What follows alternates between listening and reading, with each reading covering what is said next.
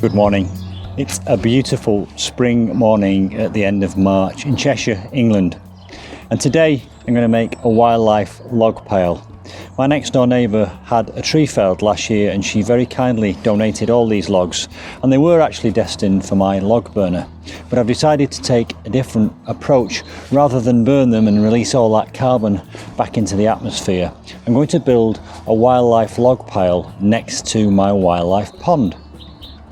But before I get started, let me make it very clear that I've checked this pile for birds' nests and mice nests, because we are at the end of March. Birds have already started making nests. Little wrens do make nests in places like this, and robins. There are no nests here, and there are no mice nests either, so I'm free to get these logs moved.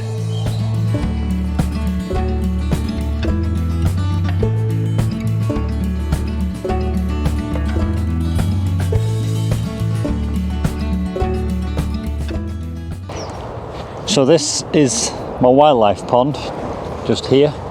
I'll talk through some of the plants that I've put in there, but this has been in about 9 months now, so it's coming into its first spring. So we're hoping to see some amphibians, maybe some frogs and some newts. But for now, I'm just going to get these logs unloaded into a pile down here, and then when I've got them all around here, I'll put them all in place. And they're going to be right at the back there, set at the back on the top of the mound of earth, and I'm hoping that they'll provide a habitat for all kinds of little creatures and invertebrates, which will add to the overall health of my wildlife pond.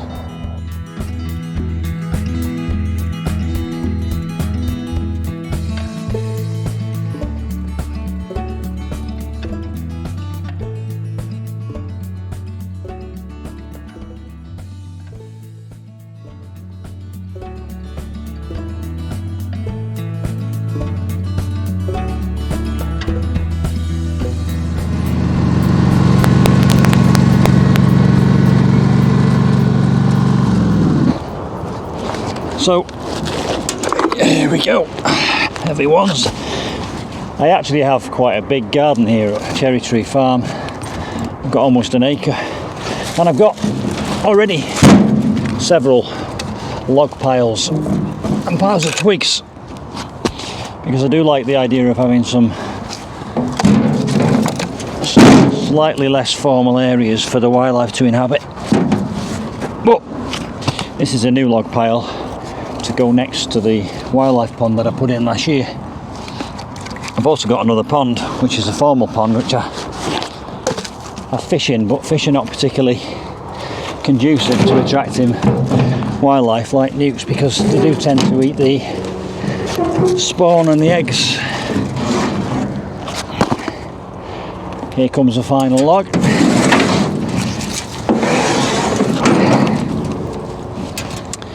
So that's my big pile of logs, almost in situ. I'm going to now move them to the top of the mound, where they will stay pretty much forever until they've rotted down, and that process of rot will encourage all kinds of wildlife, and there'll be lots of nooks and crannies in and amongst the logs for things like mice and newts and frogs and invertebrates to inhabit too. So let's get started in weighing up what I've got and moving them into place.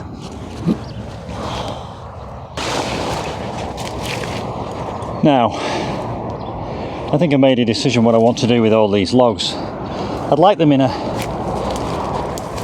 pile up here, which will give us like a natural terrace and a high point.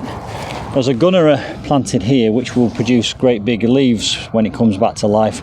There's another Gunnera on the far corner. There are some arum lilies in this bed here again, which will come up and provide some nice foliage at this level. And then we'll have a nice high pile of logs. I have 2 planks here marking the boundary. I think I'm going to take one of those out and put it down here, and that will provide a little clear path for me to walk up if I want to get a different vantage point or a different view of the water. There are some more arum lilies planted back there, and they're yet to appear, but you will see them in my time-lapse video that I'm filming at the moment. This is a bulrush, and I can just start to see signs of life coming from the bottom. It emerges every year. It's quite a big plant. I actually took that from my fish pond, so it's a free plant.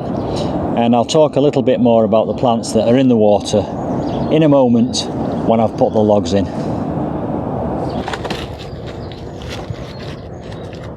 So the idea now is to put these in place in one line and then put the others on top. And already, just by putting 2 logs next to each other, I've already created a crevice for wildlife to live in.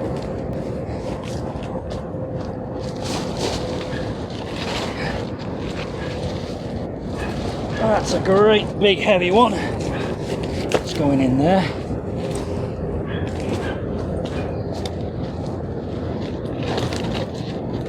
I hope you can hear me. I might have to do some narration if you can't. But if you can hear a dog in the background, that's because I have a dog hotel. I look after people's dogs for them while they go on holiday. And that's one of my little doggy friends who's staying with me at the moment.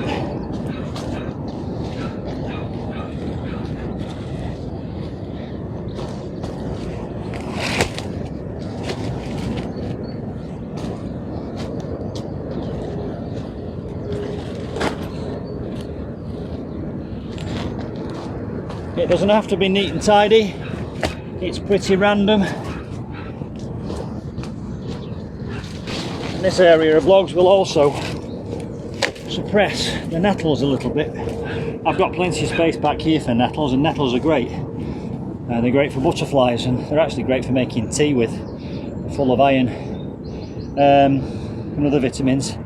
But I don't want it all to be nettles, so this will do a good job of suppressing the nettles.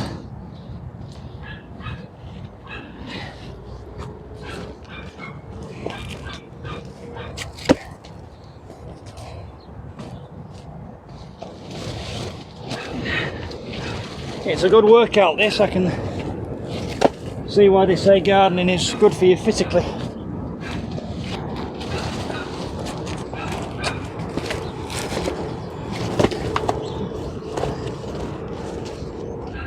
I'm really looking forward to seeing this become a lovely environment for wildlife. You can already see the ends there, and you can see the gaps in and amongst where creatures are going to live. And in the evening, at the night time, the nocturnal ones will creep out and come down to the water. I have a shallow bit here, a kind of a beach, where creatures can get in and out down in this corner. So let's carry on. If you subscribe, by the way, and come back and visit my channel, you'll see how this develops into spring and winter.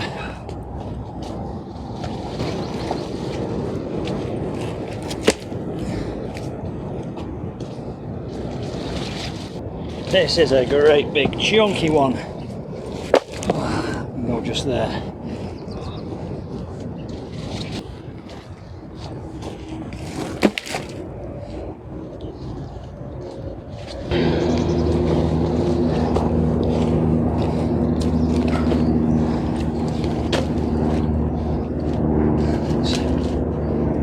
It's all very stable, it's not going to move. So there is my new log pile in place. It was hard work. That's today's workout. I've got 2 huge squat logs left over there, which I might position on the far side as kind of seats, or I might even bury into the bog garden as stepping stones. I've not decided. There's a further log, a huge log, which I'm going to struggle to carry up this mound, so I might just discard that into the undergrowth. It will provide in its own right a little habitat for wildlife, because it just will be there forever and it will never be disturbed. At the back of me is the compost heap. It used to be the compost heap, but I've kind of moved the compost heap to another corner now and let this go, and that can go wild. I know there's rabbits and hedgehogs living in there. You can probably hear in the background the farmer out on his tractor. He's about to come past here.